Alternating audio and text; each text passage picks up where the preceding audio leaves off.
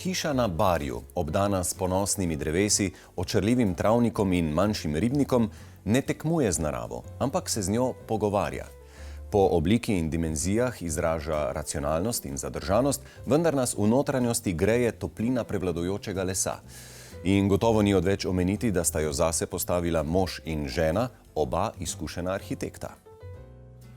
Smo na ljubljanskem Barju, na obisku v sodobni hiši, ki se glede na zgodovino te lokacije dejansko spogleduje s tradicijo koliščarjev. Popolnoma lesena hiša v sebi skriva nekaj bogate zgodovine, hkrati pa se navdušujoče vklaplja v prelepo naravno okolico. Če gradiš v naravi, naj bo narava primarna, so besede arhitekta Bojana Kaplja, ki nam z enim samim stavkom razkrije bistvo svojega koncepta gradnje. Že dovoz na lepo urejeno okolico hiše nam potrdi dejstvo, da smo na posestvu lastnika, ki ima ogromno znanja o krajevni arhitekturi. Steza med zelenjem nas premami in nas namesto proti vhodu v hišo odpelje naravnost k bajerju, ki se skriva za drevesi starimi več kot 40 let. Čudovit travnik, na katerem dominira bajer, in mogočno drevo, kavkaški oreškar, pusti hišo za trenutek v drugem planu. Že v naslednjem trenutku, ko se obiskovalec povzpne na teraso zlito z okolico, izgubi občutek, kje se konča narava in začne prostor hiše. Lastnika hiše, upokojena arhitekta Bojan in Breda Kapelj, sta se v ambient ljubljanskega Barja zaljubila pred več kot 40 leti.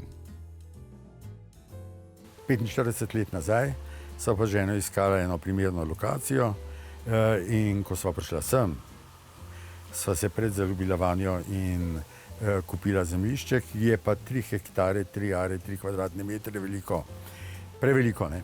Ampak sva se odločila in ga kupila, ker se mi je zdelo tako, kot en baročen park s tole dolgo linijo, obrobljeno z drevjem. In so si naredila ta prvo hišo, ker pa je bila hiša prevelika. Otroci so odšli od doma in sva se odločila za novo hišo, ki bo polovico manjša, bolj praktična in pa na robu zazidljivega območja.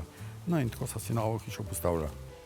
Kako pa je bilo pri pridobitvi gradbenega dovoljenja? Vidim ravno streho v okolici, pa ne tako veliko hiš z ravno streho.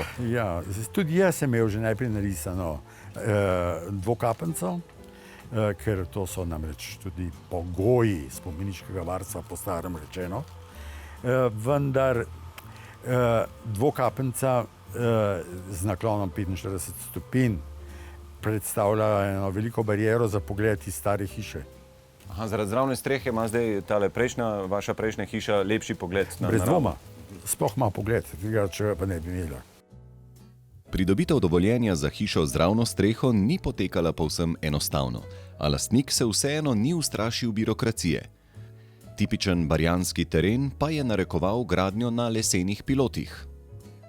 Torej, midva zdajle v resnici sediva na koliko? Na 88 nekaj takega lesenih hlodih. Koliko so dolgi, široki? Približno 7 metrov so dolgi, 7 metrov gre v zemljo, zabiti po 4 piloti, na njih postavljene kanalizacijske cevi, seveda prej izravnan teren s pustim betonom, kanalizacijske cevi, v njih armatura in pa beton, ki se veže potem naprej na venc, ki je temeljni zid, bi rekel, zasuto vse skupaj in potem čez položena plošča 14 cm in funkcionira.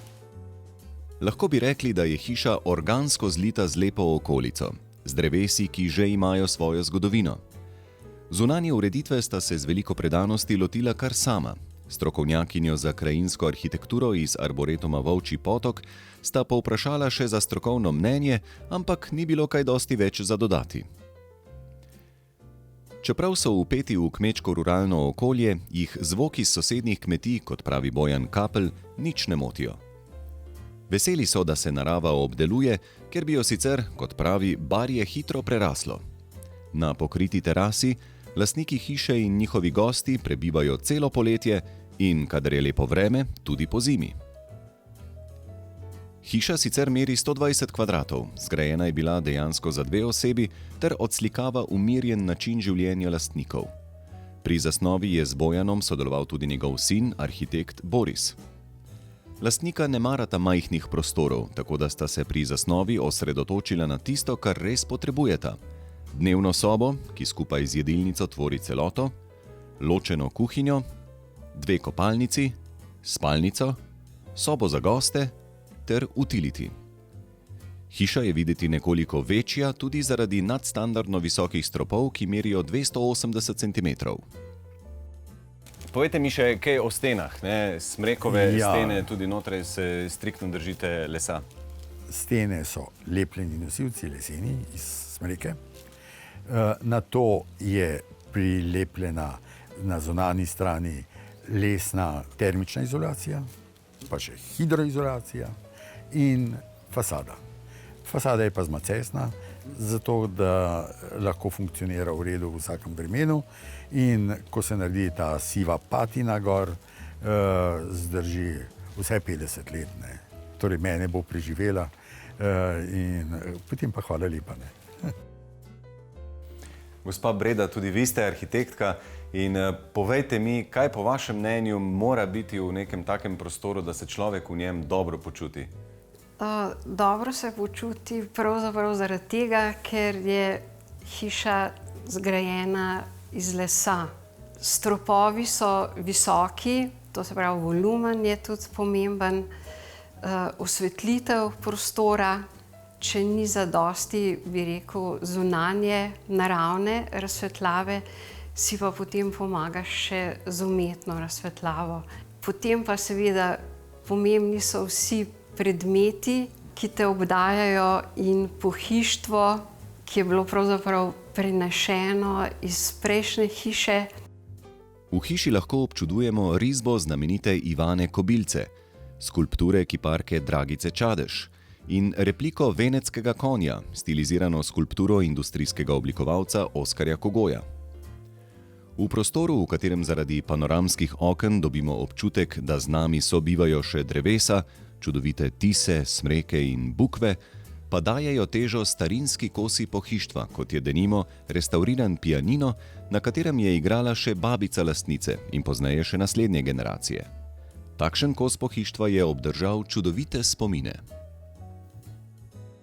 Tamle stoji še približno 500 let star stol, mogoče so na njem celo sedeli celjski grofje. No, mi smo ga pa rešili, namenjen je bil za skurjenje pravzaprav. Ja, taka usoda ga je čakala, pa smo ga rešili. Tamle na hodniku me je pa prijetno presenetila ena ura, teži, mehanska. Ja, ta ura je pa tudi precej stara, no, ta je bila pa verjetno od moje ali detka, ali pradetka, ali pa prababice, no. In gre tudi tako pravzaprav iz roda v rod. Hiša na Barju, nedaleč stran od Ljubljane, je vključena v projekt odprtih hiš, ki si jih je možno kot primere odlične arhitekture in prostorskih ureditev tudi brezplačno ogledati. Lesena hiška ravne strehe, zlita z naravo, tako združuje ljudi, kraje in dobro prakso ter omogoča vsakomur praktično izkušnjo v kakovostni arhitekturi.